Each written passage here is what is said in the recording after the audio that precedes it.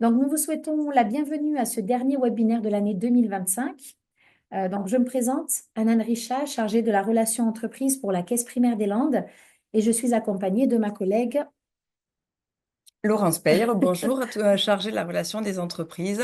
Excusez-moi pour ce petit désagrément.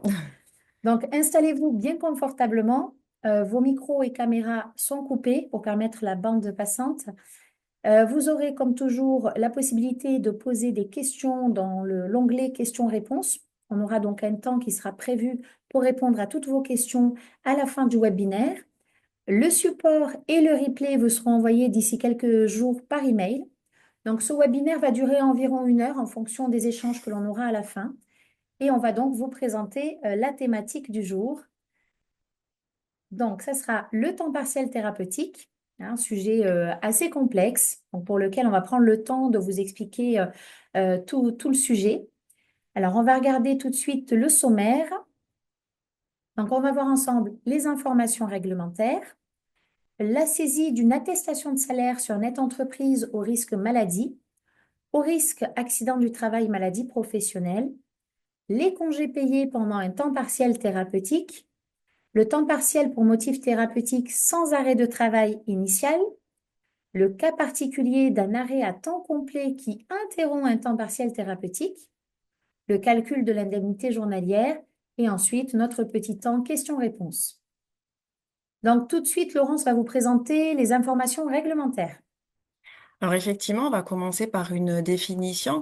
Le temps partiel thérapeutique prévient de la désertion professionnelle du salarié en effectuant une activité professionnelle à durée réduite par rapport au temps de travail prévu par le contrat de travail.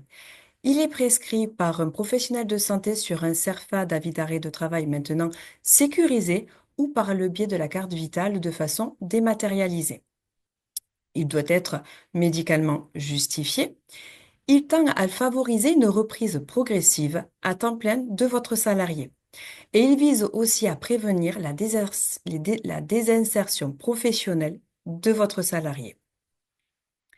L'accord de l'employeur est indispensable. Il doit aménager le poste de travail du salarié ou proposer un autre poste à temps partiel.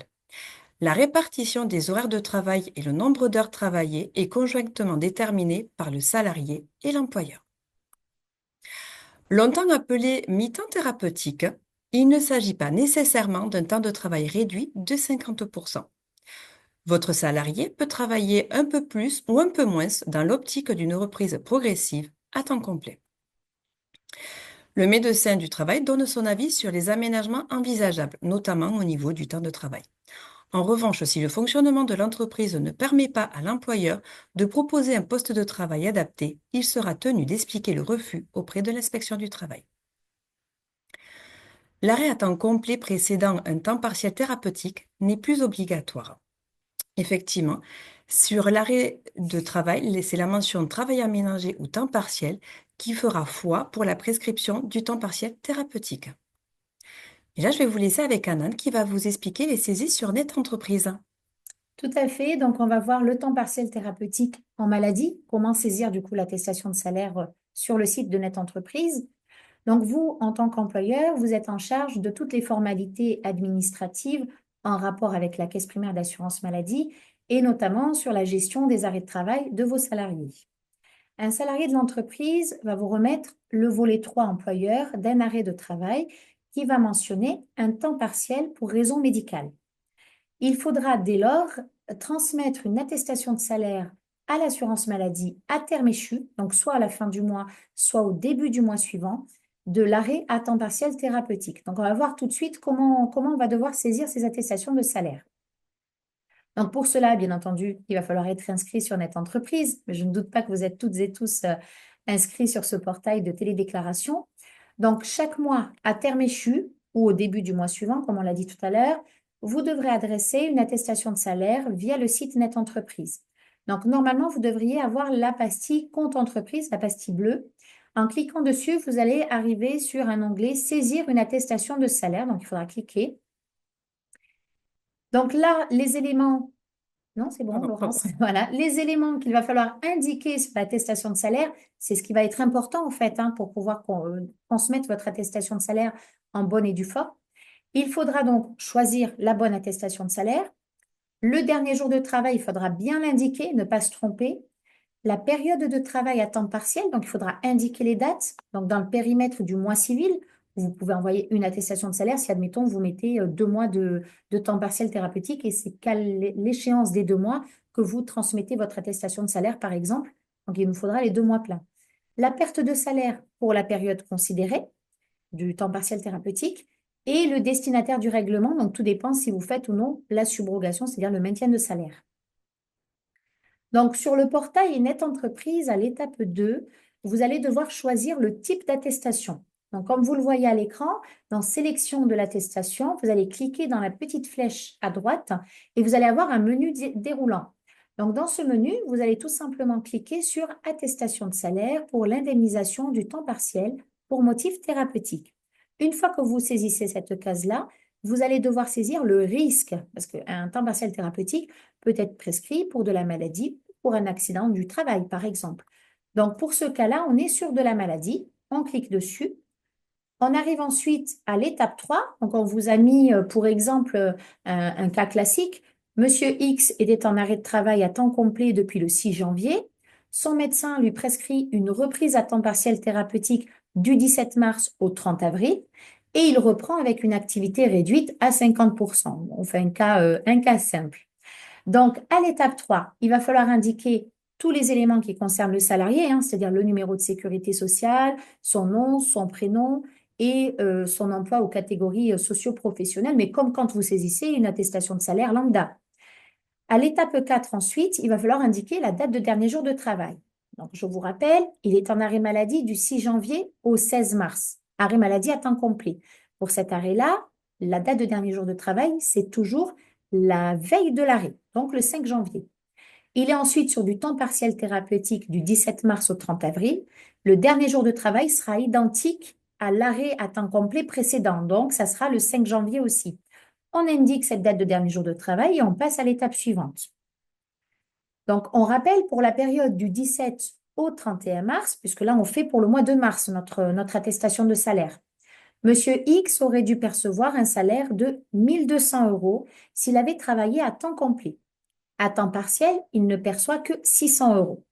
Donc, il va falloir indiquer à l'étape 5, toujours, le motif en fait du temps partiel thérapeutique. Donc, vous allez indiquer la période de référence. Donc, à gauche, 17 mars 2025, 31 mars 2025. Ensuite, le motif de l'absence, donc temps partiel thérapeutique dans le menu déroulant. Et vous allez indiquer seulement la perte de salaire. Donc, on a dit qu'il a perdu 600 euros. Vous allez valider cette ligne-là. Donc, la perte de salaire, pour rappel, vous prenez son salaire habituel, c'est-à-dire le salaire qui correspond à son contrat de travail à ce moment-là, moins le salaire qu'il a réellement travaillé. Et c'est ce qui va vous donner, du coup, la perte de salaire à indiquer dans la case. À l'étape 6, donc très important, vous allez nous indiquer si vous faites ou non la subrogation, donc oui ou non, le numéro, donc IBAN, qu'il va falloir renseigner. Donc surtout, vous mettez bien un SIRET, un RIB. C'est-à-dire que vous ne devez pas avoir plusieurs RIB pour le même numéro SIRET, sinon ça pose des problèmes au niveau de l'instruction en caisse primaire d'assurance maladie. En bas, vous allez nous indiquer les périodes maximales de subrogation prévues par votre convention collective. Si votre convention, elle prévoit 3 ans de maintien de salaire, vous mettez d'office les 3 ans sur ces cases-là. Donc ensuite, il va falloir valider cette attestation. Pour l'instant, rien n'est parti en caisse. L'attestation, donc à l'étape suivante, va se rematérialiser. Merci Laurence.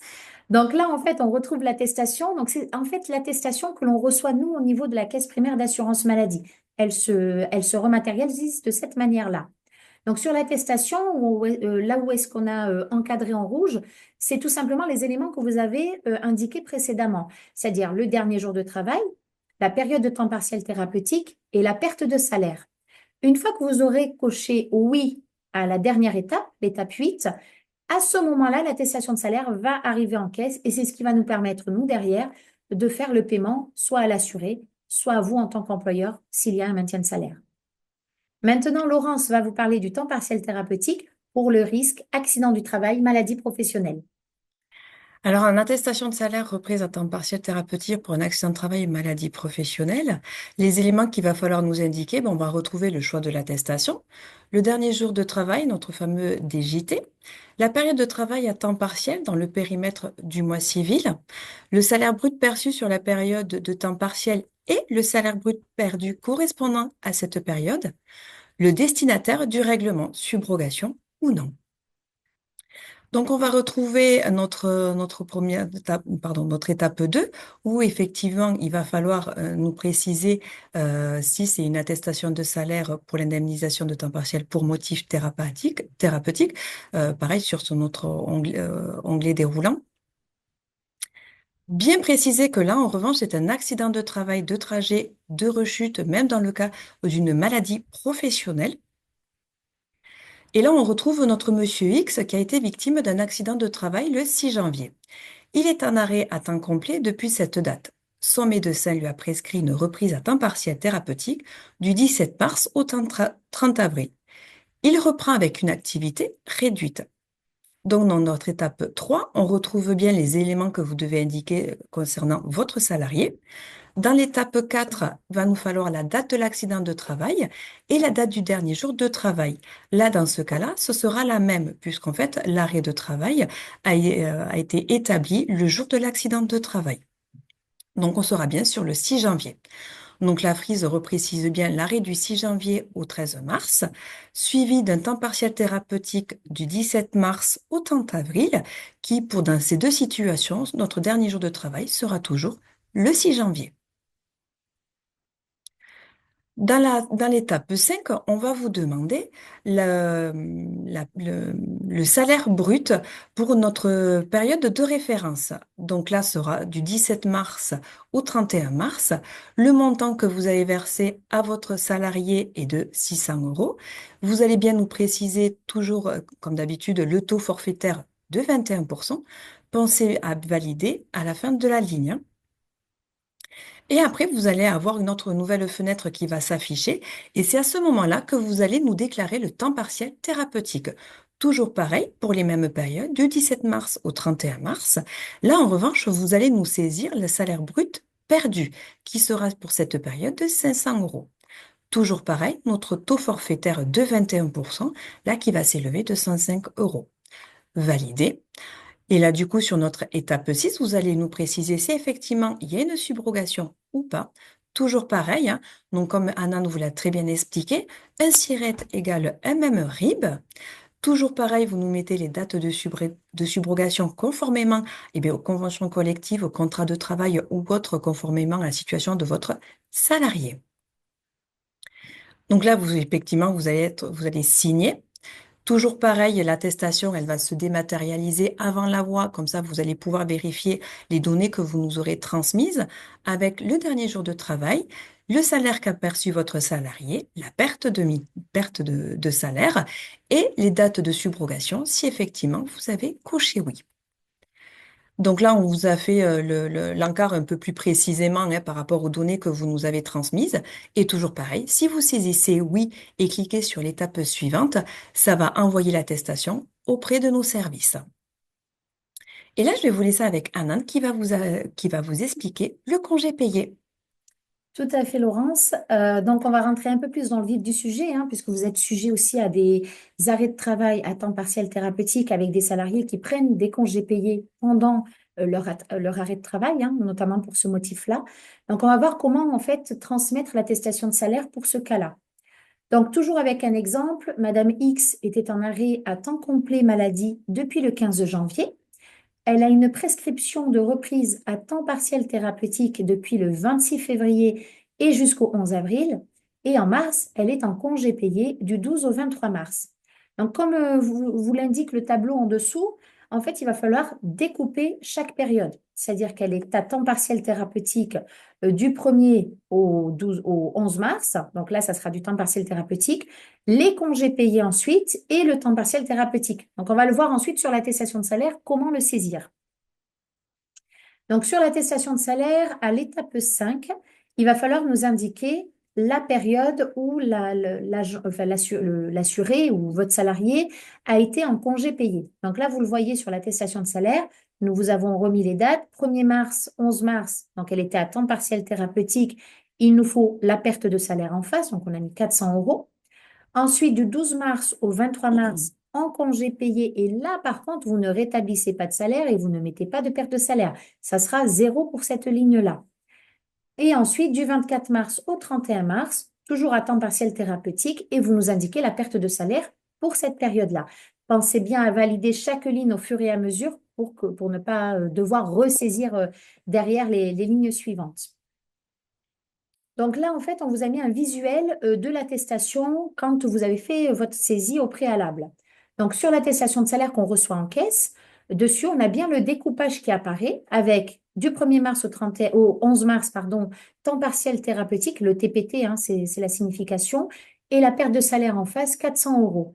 Les congés payés qui apparaissent du 12 mars au 23 mars, puisque là, nous, on ne versera aucune indemnité journalière, puisqu'il a son salaire logiquement maintenu du fait de ses congés payés. Donc, vous avez le motif de l'absence COP, c'est congé payé, 0 euros en face.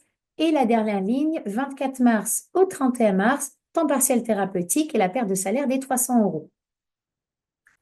Donc, sur Net Entreprise, il va falloir aussi nous saisir les salaires qu'elle a perçus. Donc, Madame X était en arrêt à temps complet accident du travail depuis le 15 janvier. On change de risque pour que vous puissiez voir en fait la différence entre la maladie et l'accident du travail. Les saisies ne seront pas les mêmes. Elle a une prescription de reprise à temps partiel thérapeutique depuis le 26 février et jusqu'au 11 avril. Et en mars, elle est en congé payé du 12 au 23 mars. Donc, on va saisir l'attestation de salaire pour le mois de mars. Il va falloir donc indiquer les périodes. 1er mars, 11 mars, le montant brut perçu à temps partiel thérapeutique, soit 400 euros. Du 12 mars pardon, au 23 mars, 850 euros, donc ce qu'elle a perçu en salaire. Et du 24 mars au 31 mars, toujours le montant brut, donc 300 euros. Vous allez en fait saisir pour chaque ligne les périodes de temps partiel thérapeutique qu'elle aura eu. Ensuite, on va donc indiquer si elle a eu des congés payés. Hein, donc, c'est à cette étape, l'étape 5, où il faudra le mettre. Donc, on reprend les mêmes lignes. Temps partiel thérapeutique du 1er mars au 11 mars, elle a perdu 400 euros de salaire brut. D'accord? Et vous avez donc les 84 euros, c'est les 21% des 400 euros. Les congés payés du 12 mars au 23 mars, comme pour la maladie, on met zéro. On ne rétablit pas de salaire, on ne met pas de perte de salaire. Et ensuite, le temps partiel thérapeutique du 24 mars au 31 mars, elle a perdu 300 euros et on a 63 euros d'abattement des 21% par rapport au salaire brut perdu. On passe à l'étape suivante. Voilà. Alors, du coup, donc là, on vous a mis le visuel de l'attestation pour que vous puissiez voir en fait comment ça se rematérialise. Donc, la première étape, toujours un accident du travail, vous avez donc sur la case A, vous voyez tout en haut, les éléments de salaire en fait qui se sont rematérialisés. Et en dessous, vous allez avoir du coup les périodes de congés payés qui vont apparaître sur l'attestation de salaire que l'on reçoit nous en caisse primaire d'assurance maladie. Donc, une fois que vous avez cette attestation qui se rematérialise, c'est pour que vous puissiez la visualiser et que vous puissiez vérifier si tous les éléments sont bons.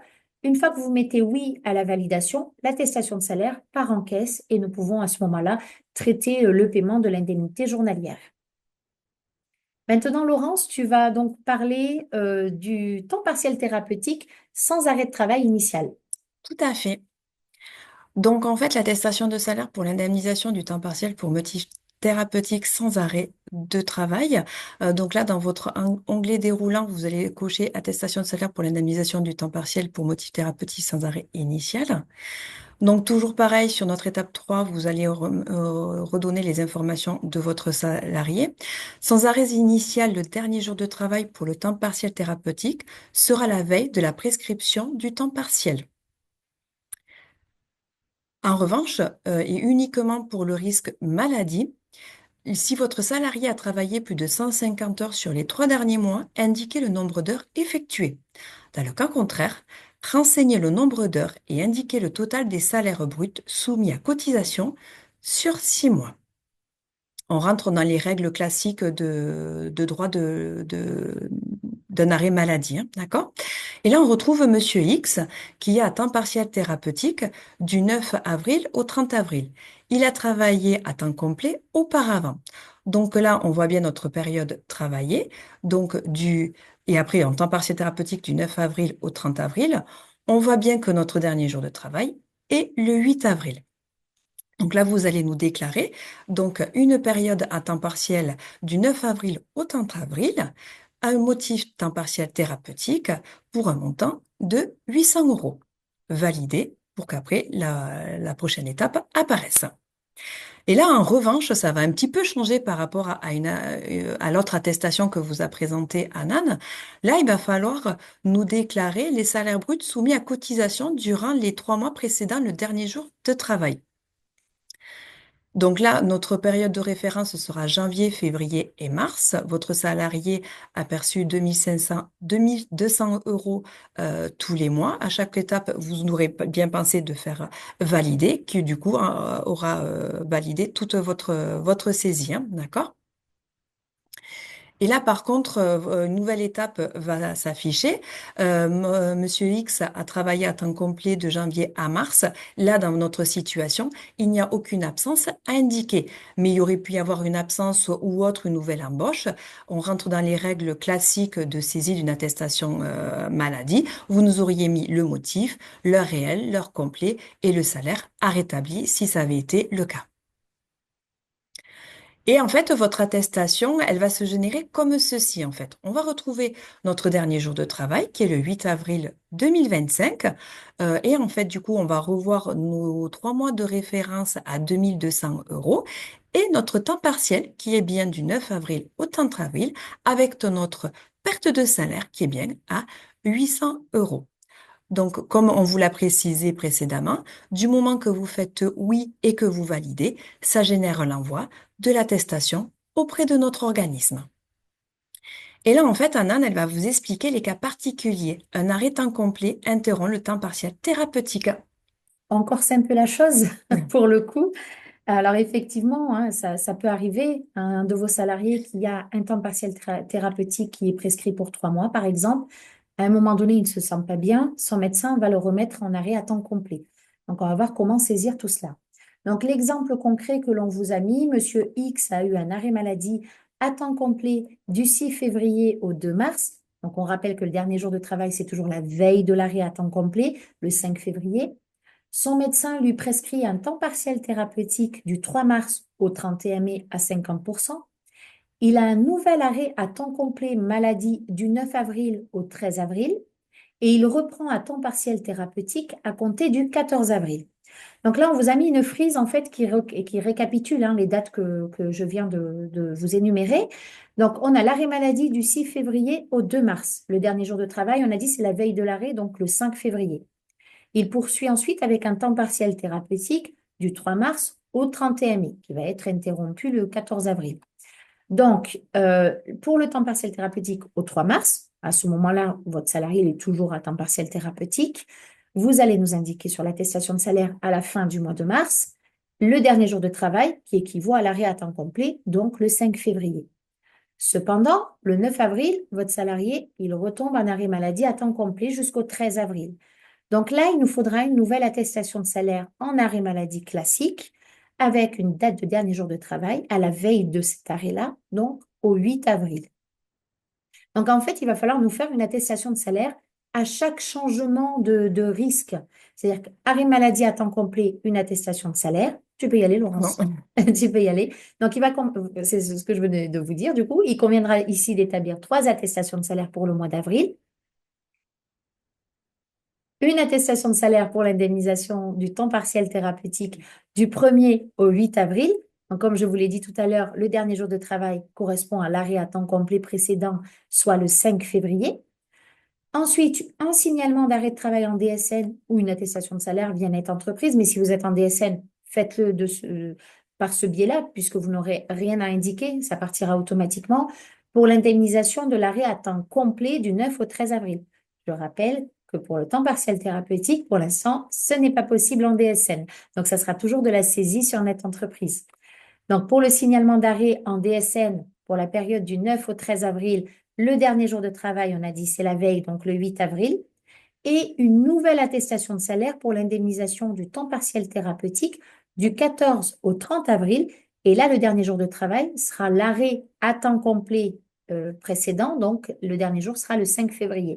Alors, juste une petite précision, si admettons, vous avez pris du retard au niveau de l'envoi de l'attestation de salaire pour chaque période, et que vous vous rendez compte qu'il va falloir rattraper plusieurs attestations de salaire, pensez à faire une attestation de salaire par jour et par salarié.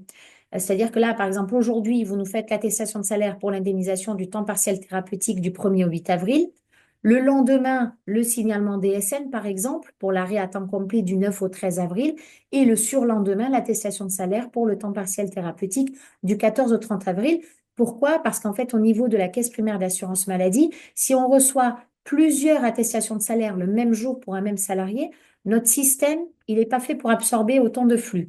Donc, il va en traiter une au hasard et laisser les autres de côté. Donc, ça, c'est vraiment quelque chose qu'il faut que vous mettiez en place, en tout cas au niveau de votre fonctionnement.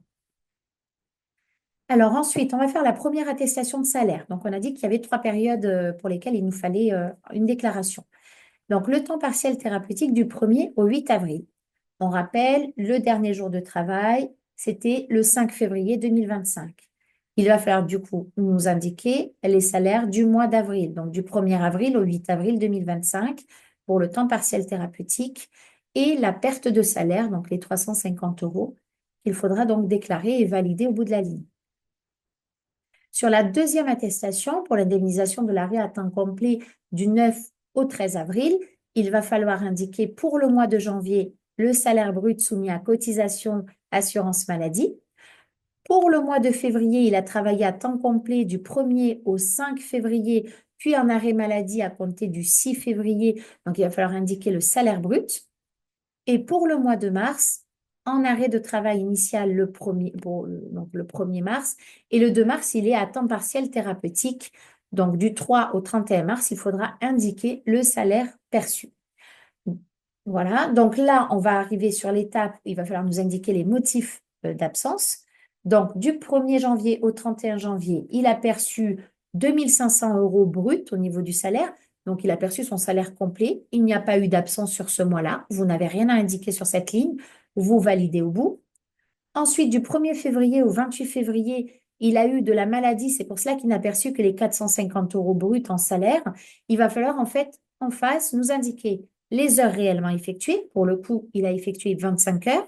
Les heures complètes, c'est-à-dire les heures qu'il aurait effectuées par rapport à son contrat de travail. S'il n'est pas à temps plein, vous mettez les heures qu'il effectue par rapport à son contrat.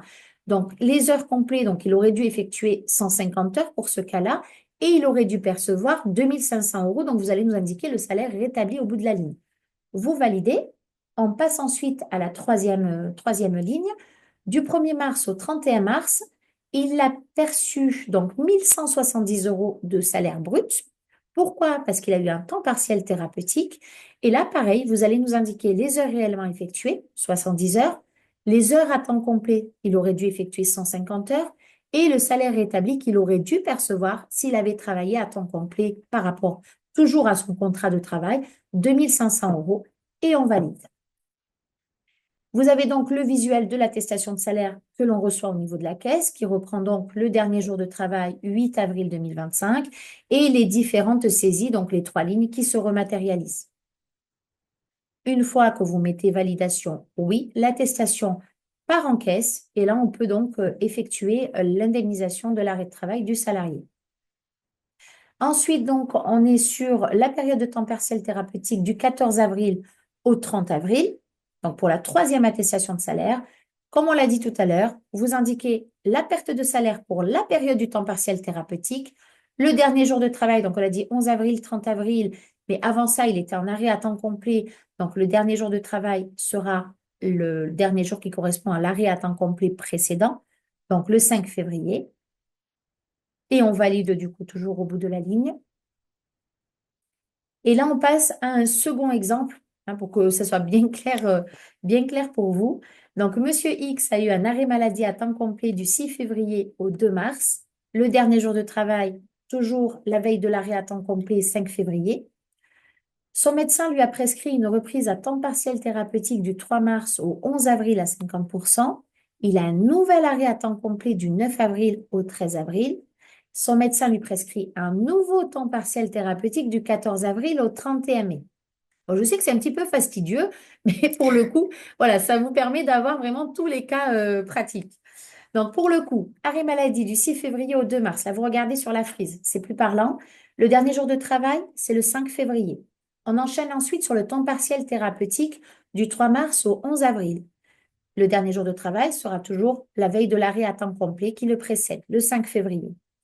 Un arrêt maladie vient interrompre son temps partiel thérapeutique qui débute le 3 mars. Donc, l'arrêt maladie commence au 9 avril jusqu'au 13 avril et ensuite, il réenclenche sur un temps partiel thérapeutique du 14 avril au 31 mai. Donc, pour l'arrêt à temps complet qui vient perturber notre temps partiel thérapeutique du 9 avril au 13 avril, le dernier jour de travail sera le 8 avril et le temps partiel thérapeutique qui enchaîne ça sera pareil, c'est toujours l'arrêt initial qui le précède, donc dernier jour de travail, 8 avril, effectivement.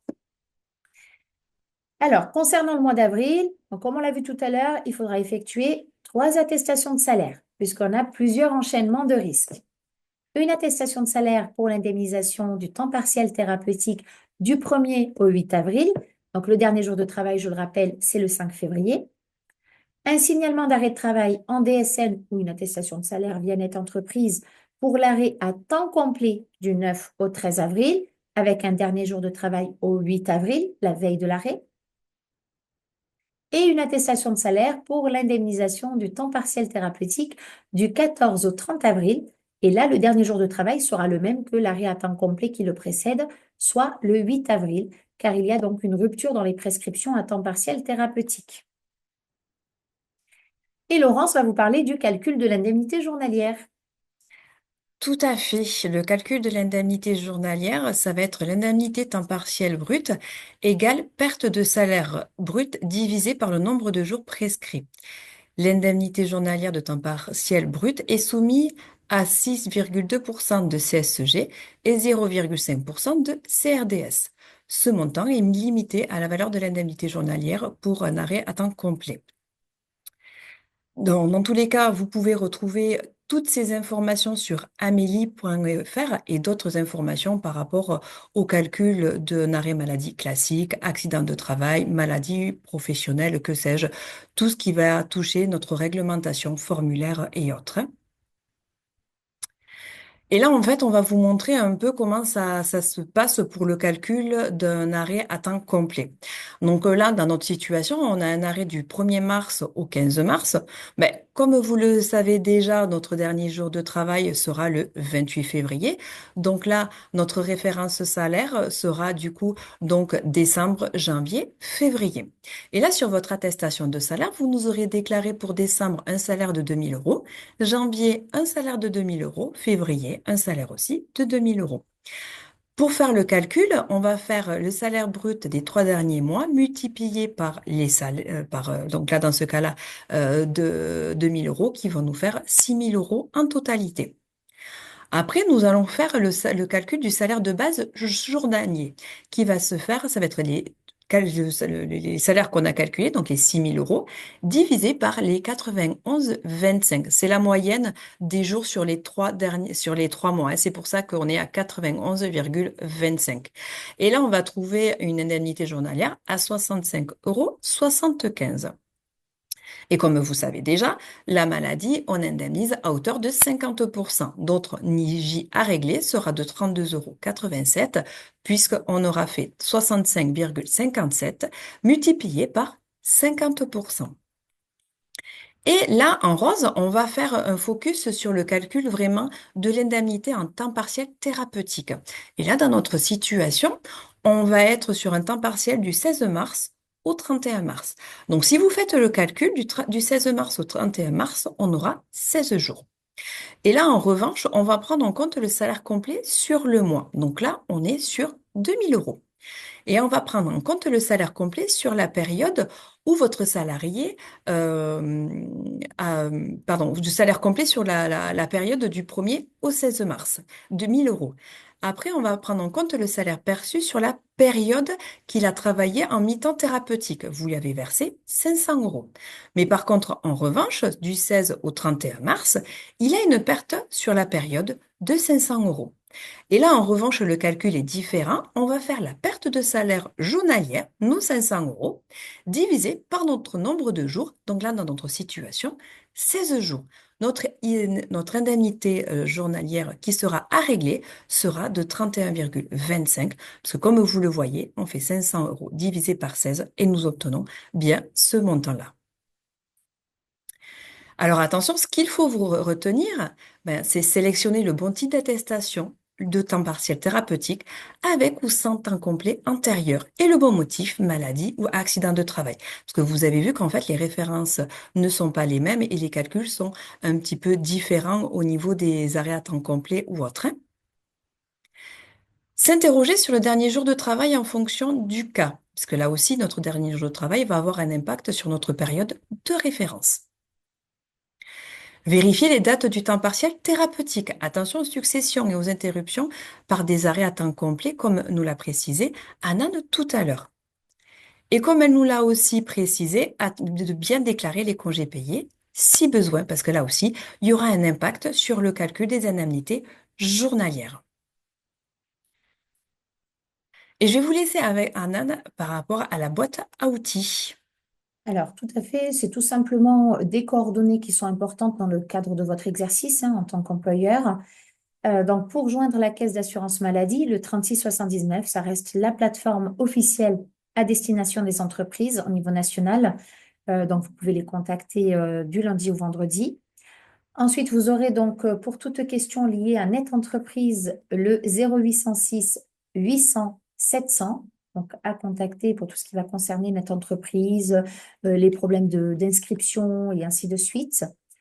Amélia.fr, dont vous a parlé Laurence tout à l'heure, pour les entreprises, puisque vous aurez toute la réglementation en vigueur et ça peut effectivement évoluer en fonction des lettres réseau qui tombent au niveau des caisses d'assurance maladie. Donc, ce sont des informations qui sont quand même primordiales pour vous. Et bien entendu, Laurence et moi-même, on reste aussi à votre disposition puisqu'on peut venir au sein de vos entreprises si à un moment donné, vous avez du turnover au niveau de votre équipe RH, par exemple, et que vous souhaitez que l'on voit ensemble une thématique, comment remplir une attestation de salaire au risque accident du travail, la réglementation de manière générale. Voilà, on peut aussi se déplacer ou vous convier au sein de la caisse primaire d'assurance maladie pour pouvoir vous donner un certain nombre d'informations et vous aider au quotidien dans votre activité. On va maintenant voir les questions que vous nous avez transmises dans le chat. Alors, vas-y Laurence, on va regarder ça. Alors, je regarde s'il y a des questions. Alors, oui, j'ai une question. Bonjour, vous avez dit qu'il fallait sélectionner les attestations accident de travail, même si c'est une maladie professionnelle. C'est bien ça? Oui, tout à fait. Parce qu'en fait, les règles d'indemnité journalière dans le cas d'un accident de travail ou maladie professionnelle, notre période de référence et notre mode de calcul sera le même, en fait. C'est pour ça, hein. Mais en fait, vous aurez plusieurs lignes, comme on l'a vu tout à l'heure.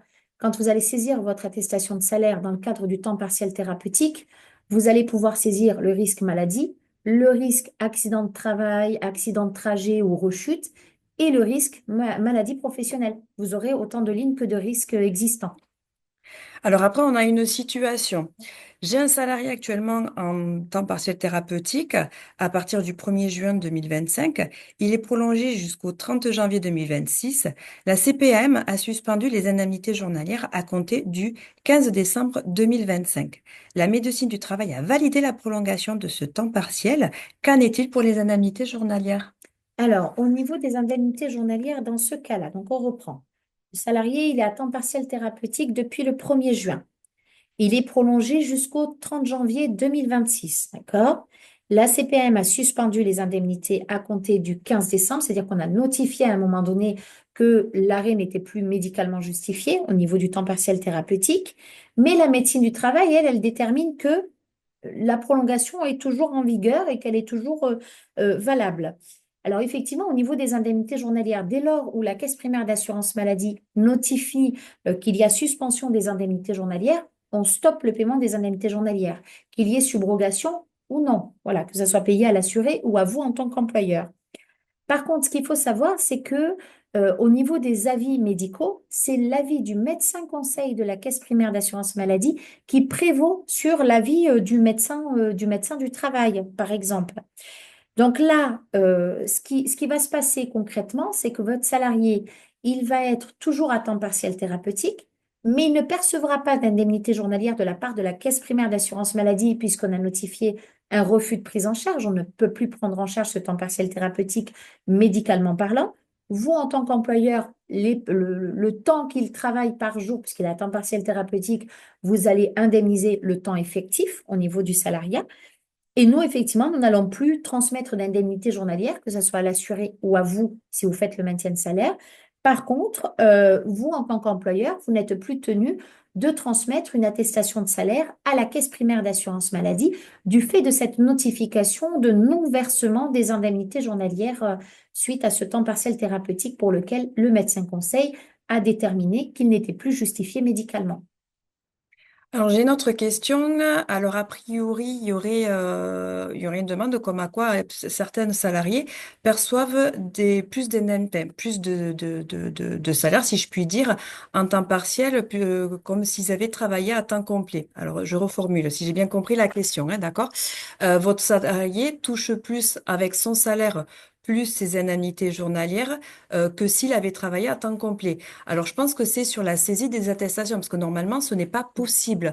C'est pour ça qu'il y a vraiment ce cas particulier par rapport au congé, parce qu'en fait, comme vous l'avez expliqué, Anan, il faut vraiment qu'il y ait cette notion de découpe au niveau des congés payés, parce que les congés payés, nous, on ne va pas indemniser, c'est vous qui allez indemniser votre salarié dans le cadre de votre congé payé. Donc, c'est pour ça que cette découpe est très importante, parce que si vous englobez, si, admettons, je dis, mais vous comptez qu'il a travaillé, vous comptez vraiment 50% pour faire la moitié, en fait, non, il faut vraiment que ce soit à la situation de votre salarié sur le mois, si je puis dire. S'il y a vraiment, si un temps partiel, congé et temps partiel, ce n'est pas 50% sur le mois, c'est vraiment, s'il y atteint 50% de son temps partiel, c'est sur vraiment la semaine où il a travaillé, 50% la perte qu'il faudra nous déclarer, le congé à zéro, et s'il y a une autre période en temps partiel à 50%, ce sera vraiment la perte de ces 50%, hein. J'espère que j'ai été claire pour la personne qui m'a posé cette question, mais vraiment, voilà, vous ne devez pas englober les congés sur le salaire, si vous voulez. Il faut vraiment qu'il y ait cette notion de découpe. Oui, puisque ça fausse en fait le calcul de l'indemnité journalière.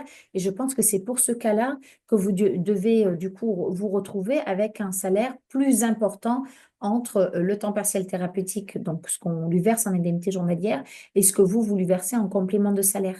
Donc si à la fin du mois, sur un mois type, vous avez un salaire qui est plus important que le salaire quand il travaille normalement, c'est qu'il y a eu un problème au niveau de l'attestation de salaire. Et dans ce cas-là, il conviendra de transmettre à la caisse primaire d'assurance maladie une attestation de salaire rectificative sur Net Entreprise, hein, à l'étape 4. Vous devrez cocher cette case-là en découpant bien toutes les périodes, en nous la transmettant.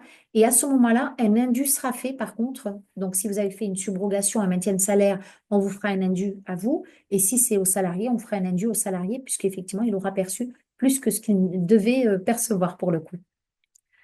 Alors là, du coup, j'ai une personne qui se retrouve embêtée. J'ai un agent en temps partiel ce mois-ci, vu qu'il faut faire une attestation de salaire à terme échu et que je serai absent jusqu'au 22 janvier, il me sera impossible de vous la voyer. Comment faire? Alors, si effectivement vous êtes toute seule à faire les attestations de salaire, mais je vais dire que malheureusement, vous ne pourrez la faire qu'avant parce que vous ne pourrez pas nous envoyer une attestation de salaire pour un mi-temps thérapeutique avant le mois échu, hein.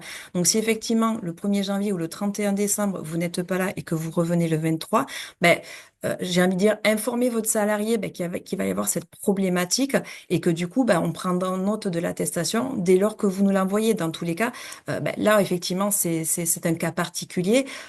Les indemnités journalières seront versées à votre salarié un peu tardivement, mais voilà, vous ne pouvez pas faire autrement et malheureusement, vous ne pourrez pas nous l'envoyer par anticipation parce que vous allez avoir un compte rendu négatif en disant que bah, du coup, on n'est pas à la fin du mois, hein. Donc, effectivement, dans ce genre de situation, vous nous l'envoyez ben, dès que vous pouvez ou voir avec un collègue s'il y a la possibilité d'envoyer l'attestation le plus rapidement possible, hein. D'autres questions, Laurence? Alors, je regarde, alors j'ai une petite question où je vais faire d'autres recherches un peu poussées parce que j'ai une notion de congé payé dans le BTP et je vais être honnête, je préfère qu'on vous amène une réponse précise sur la foire aux questions puisqu'elle vous sera transmise par rapport à tout ce qui vous a été dit, informé et avec les bonnes informations. Donc, je préfère ne pas répondre directement live et chercher une information un peu plus précise. Je crois que j'ai fait le tour des questions. Je refais le tour. Ah oui, bonjour. Si le salarié était en congé payé avant son mi-temps thérapeutique, le dernier jour de travail et le dernier jour avant l'arrêt, ou bien le dernier jour réellement travaillé. Ben là, j'ai envie de dire que ça va être quelle était la situation avant que ces congés payés. Si on est sur la notion qu'on vient d'expliquer avec Anan, ben en fait, vous allez nous faire la découpe. Effectivement, s'il était en arrêt à maladie, congé et temps partiel, là du coup, l'autre dernier jour de travail, s'il y aura, ce sera par rapport à l'arrêt maladie. Par contre, il a travaillé, congé, temps partiel thérapeutique, là, ce sera notre dernier jour par rapport à son dernier jour de congé. Alors là aussi, pareil, j'espère que j'ai été claire sur la réponse. Dans tous les cas, même s'il y a des choses qui vous portent aussi interrogation, on vous laissera nos coordonnées lors de la transmission de ce replay et de la foire aux questions. Et vous pourrez nous contacter directement si vous avez d'autres questions ou d'autres cas particuliers, hein.